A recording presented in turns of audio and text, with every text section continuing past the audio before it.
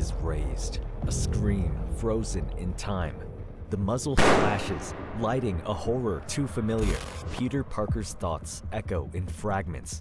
Stop the fear, stop the pain, stop the death. The scene bleeds with crimson light as a man falls. Uncle Ben.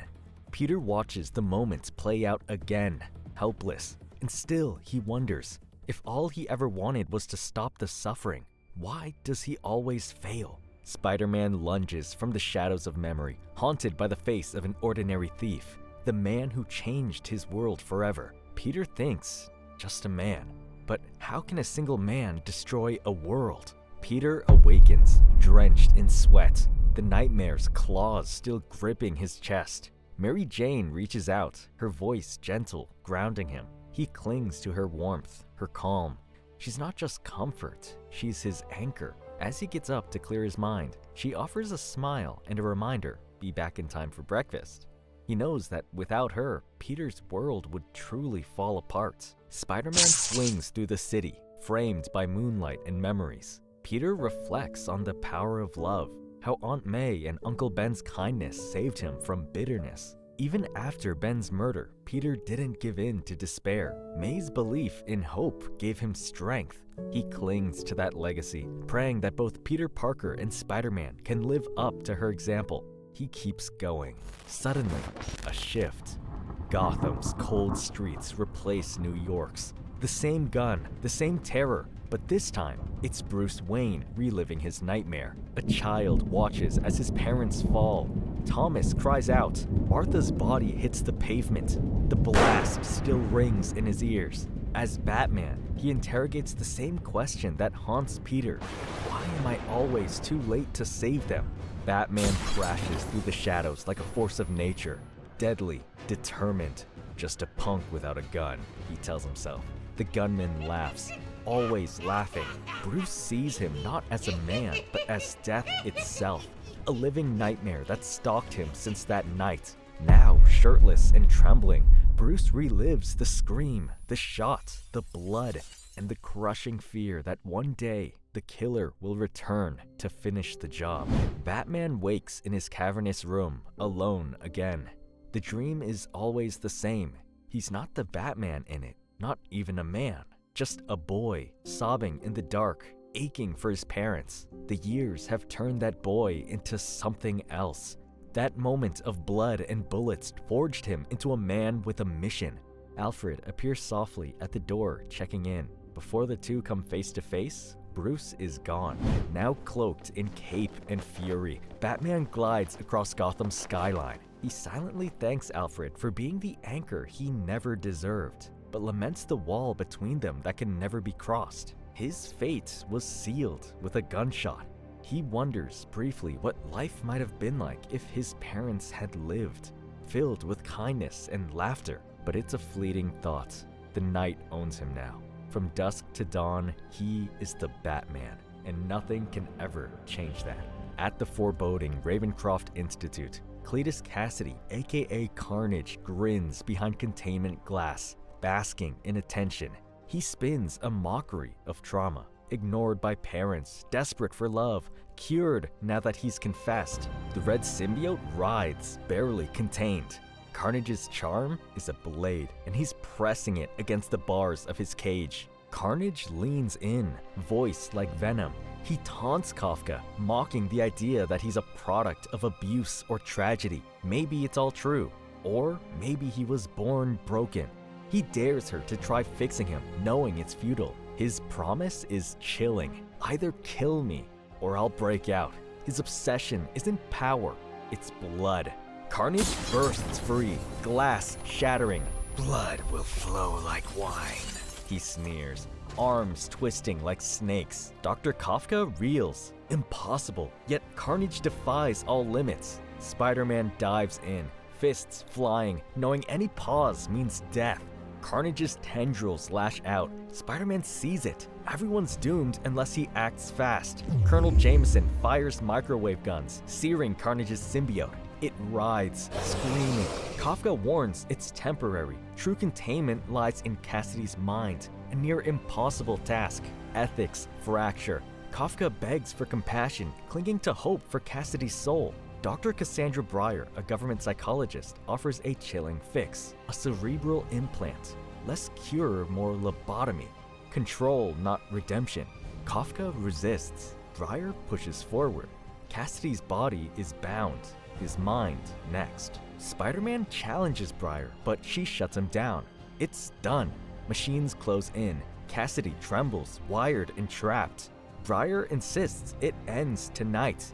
Spider-Man thinks to himself, I know Cassidy better than anyone. Kafka sees hope in Cassidy's darkness. Spider-Man's torn between heart and logic.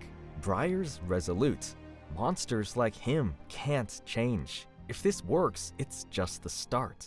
The Joker dances across Gotham's rooftops, giddy over his last masterpiece, infecting bats with a virus that will send the entire city absolutely batty. But before he can unleash his flying plague, Batman strikes, a blur of black fury. One punch and Joker's theatrics are grounded. Forget it, Joker. The fun's over.